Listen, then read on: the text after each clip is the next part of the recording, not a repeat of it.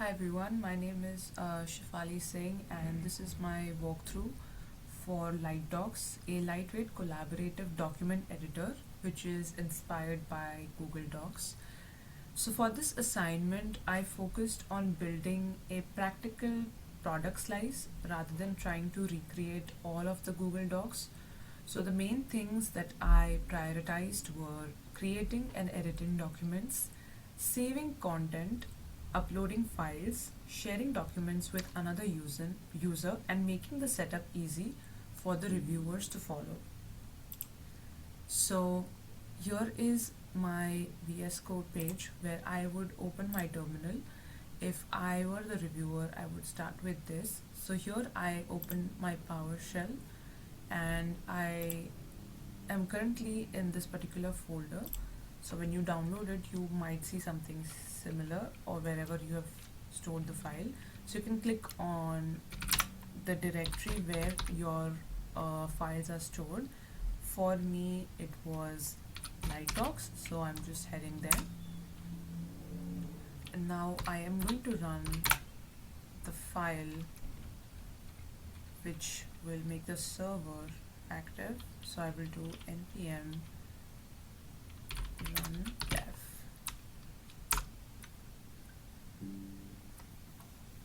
So this will give me the local host where my application will run. So I'll just quickly copy this and I will paste it here in my folder. So when I do that, I am able to see a mock login page.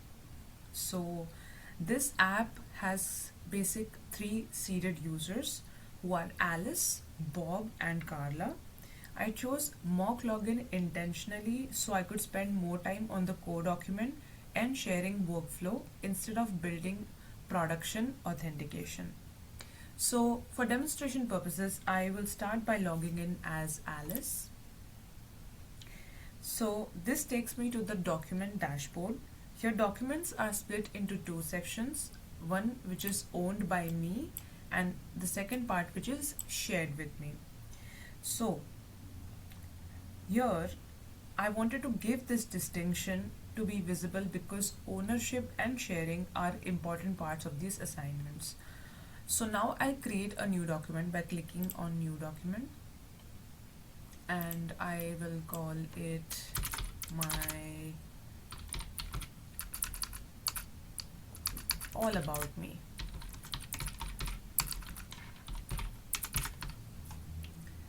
And I will start with all about me. And this is clearly a heading, so I'm just going to put it under H1. So it automatically gave me a good start. Then I would start as my name is Alice Chen.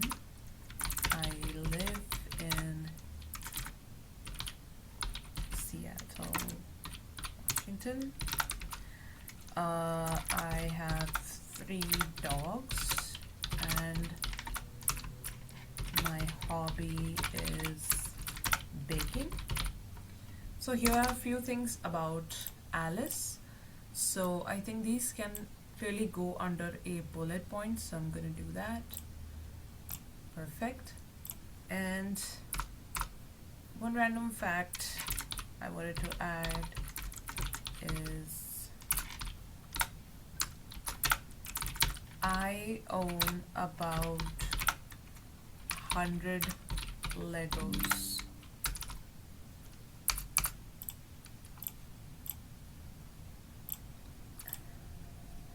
And I wanted it to be kind of well, a bold fact, so I could do maybe an H2. Yes, and my middle name is Sierra. Okay, and that could be italic. That's all about me. Thank you.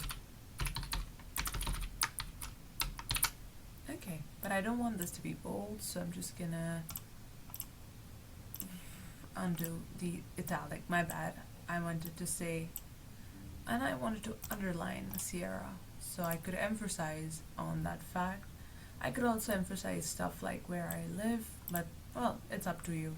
Whichever pieces you wanna highlight or show. So here I was able to add three to four things. Number one, I started with the heading, which is all about me, which is pretty bold and H1 size, that talks about the topic. 3 bullet points, which says a little bit about Alice, and a random fact, which I've included in H2.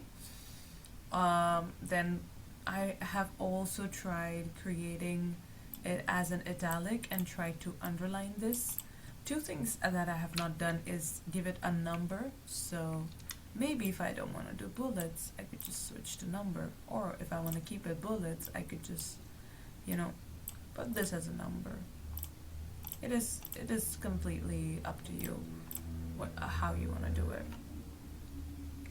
So I've provided an editor that supports basic rich text formatting, which included all the above mentioned points like bold, italic, underline, H1, H2, bullets, and numbered. And I'm using TipTab for the editor, and the content is saved as a structured JSON, so the formatting can be preserved. We'll quickly check that. So I try to save this document, and if I click on refresh, I should still have the same formatting, so the JSON really helps here.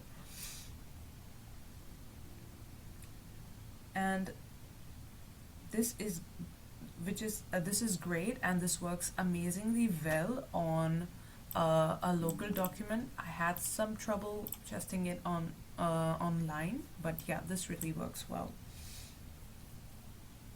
And this is really possible because of Prisma and SQLite, which support these formatting, and I'm able to do all sorts of formatting, and also even after refreshing it, the content still stays. One more thing that I wanted to do is I want to share this document with Bob to see if he gets the same document in the same format how we discussed. So I just click on share, and then I'm gonna go back, and there's one more option I added, which is switch users, so I could just quickly go and see. So here is Bob. Now I added all about me, and I'm able to see that it is shared with me, so I'll just quickly open it, and yeah, it's perfect. The all about me works really well, and I'm able to see everything with the formatting, which is exactly what I wanted. So this is all possible because of SQLite, like I mentioned, and really possible on a local device as compared to an online link that I used using Vercel. One more thing I wanted to make sure when I was making this was understanding that only certain users will have access to the document. Only the ones with whom we click on share document should be able to see the document. So to quickly check that, I'm just gonna quickly switch user to Carla and see if she has. And luckily she doesn't. She only has the readme, which I had tested earlier, but she doesn't have the all about me, which is perfect because I wanted to make sure she doesn't have access to the documents. We did not give access to her. One more thing I wanted to show you as part of this process is that this app also supports a file upload, and here I can upload a text or a MD file, and the app turns it into a new editable document. Let's quickly check that. I quickly try to upload submission. Perfect. Now I want to be sure that I'm able to use this, so I quickly edit this, and I'm also going to share this document to see how much of the content and the formatting is preserved. So yes, perfect. Now I'm just gonna add a Y here somewhere to see if project T and let's see if I'm able to share it. So I'm currently logged in as Alice. Let me see if I want to share it with Carla. An edited and uploaded document. See if she gets this projecty. But before that, I'm just gonna do save and let's share. Okay. I go back to my user Carla and I'm able to see the submission, which is great. With the Y, which makes sure that anything that I edited is cross-functionally available, and if also, let's say, as